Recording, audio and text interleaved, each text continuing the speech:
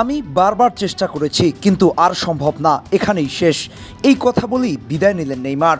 সম্ভবত নেইমারই হবে ব্রাজিলের লাস্ট সুপারস্টার। তারপরে ব্রাজিল দলে আর এই মাপের কোনো সুপারস্টার আসবে না। স্টার আসবে ব্রাজিলের জার্সি যে পরবে সেই স্টার হবে, কারণ অতীতে যারা ব্রাজিলের হয়ে খেলেছেন তারা এতটুকু কাজ করে দিয়ে গেছেন যে এই দলটার সাথে যার নাম যুক্ত হবে সেই স্টার হয়ে যায়। কিন্তু ব্রাজিলের এই স্টার লেগেসিটাকে আরও সামনের দিকে টেনে নেওয়ার চেষ্টাটা একজনই করে গেছেন। আজকে ব্রাজিলের হয়ে তার শেষ ম্যাচটা খেলেছেন। চাপের মুহূর্ত গোলকিপারের চোখে চোখ রেখে পেনাল্টি শট মেরেছেন এবং বলেও এসেছেন আমি নেইমার। এইরকম খেলোয়াড় আর আসবে না যে ব্রাজিলের জন্য নিজের সবটুকু দিয়ে দিতে পারে। নেইমারের সময়টাই ব্রাজিলের কেটেছে খুব ভিন্নভাবে। ব্রাজিল দল কোনো সময় এরকম একজন খেলোয়াড়ের উপর নির্ভর ছিল না।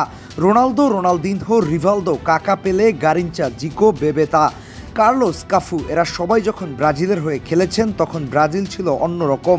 এই ব্রাজিল দলকে হারাতে পারে এমন দল খুব একটা ছিল না, কারণ একজন স্টার না থাকলে আরেকজন ঠিকই সামনে এসে দাঁড়াতেন। কিন্তু নেইমারের 16টা বছর চিন্তা করেন তার সাথে কে ছিল। কখনো অস্কার, তো কখনো কুতিনহো, কখনো ফ্রেড, তো কখনো অন্য কেউ। একটা ইউনিট হিসেবে খেলা হয়নি ব্রাজিলের। নেইমার ঠেলার গাড়ি ঠেলে নিয়েছে ঠিকই, কিন্তু পেছন থেকে ধাক্কা দেবার মতো কাউকে পাননি।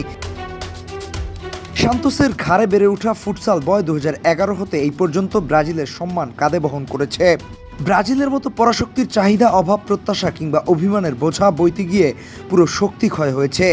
পাগুলোকে বারবার ছুরিকাচির নিচে নিতে হয়েছে।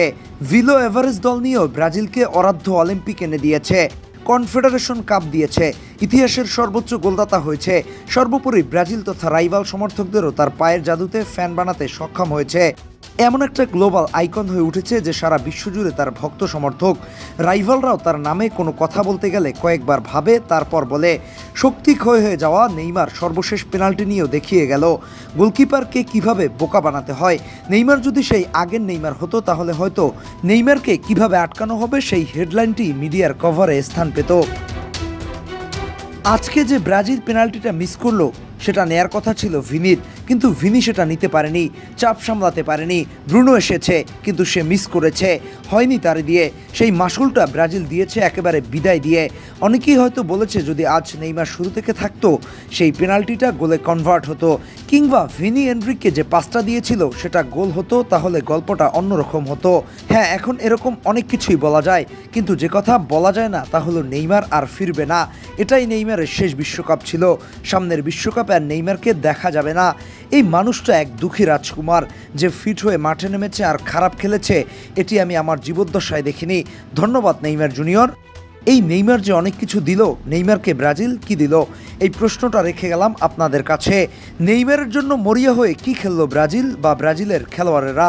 শেষটা কি আরেকটু সুন্দর হতে পারতো না প্রিন্স নেইমির?